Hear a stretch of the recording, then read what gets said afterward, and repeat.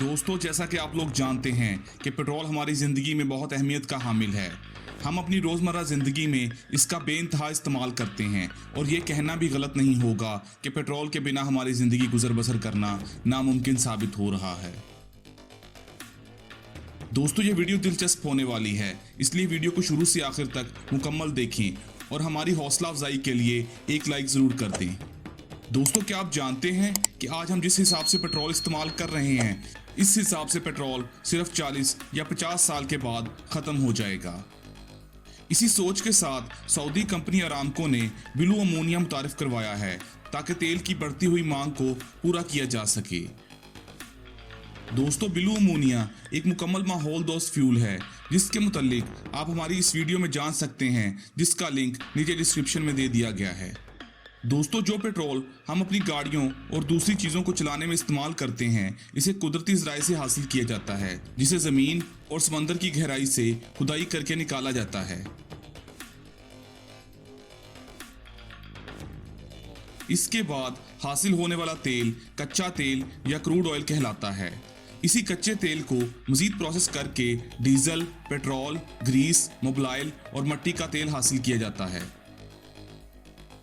दोस्तों, हमारी दुनिया में कुदरती तेल के ज़खायर ज़्यादातर इस्लामी ममालिक के ज़ेर ज़मीन हैं, जिसमें सऊदी अरब, ईरान, इराक, शाम, अफ़गानिस्तान और पाकिस्तान सर फहरिस्त हैं।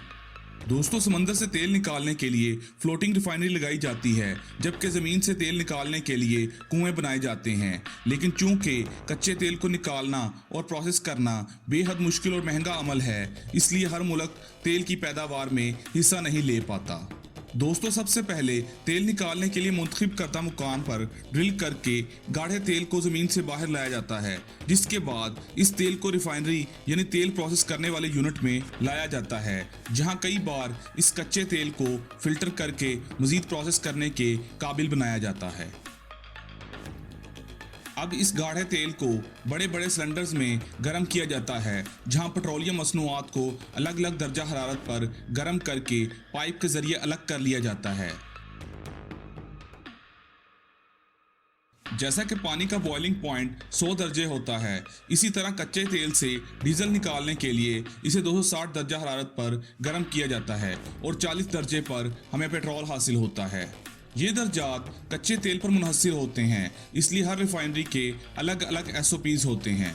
अब इन तमाम मसनूआत को अलग अलग लेबॉर्ट्री में भेज दिया जाता है, जहां इनके असास और ख्वास मालूम किए जाते हैं और क्वालिटी को मज़ीद बेहतर बनाने के लिए इक़दाम किए जाते हैं। मिसाल के तौर पर पेट्रोल की क्वालिटी इसके ऑक्टेन नंबर पर होती है। ऑक्टेन नंबर जितना ज़्यादा होगा, पेट्रोल की क्वालिटी उतनी ही अच्छी होगी। दोस्तों, अब बात करते हैं इसके इतना महंगा होने की वजूहात पर। तो ये बात भी आप जान ही चुके होंगे कि इसको ज़मीन से निकालने और रिफ़ाइन करने पर ही बहुत सारा वक्त और पैसा लगता है, और इसके साथ साथ हुकूमतें 70% टैक्स भी लगाती हैं, और इसी वजह से पेट्रोलियम मसनूआत खुद ब खुद महंगी हो जाती हैं। पाकिस्तान में पाक अरब रिफाइनरी सऊदी अरब से कच्चा तेल डॉलर्स में ख़रीद कर इसे रिफ़ाइन करती है और पूरे मुल्क में 40 से ज़ायद कंपनियों को फ़रोख्त करती है।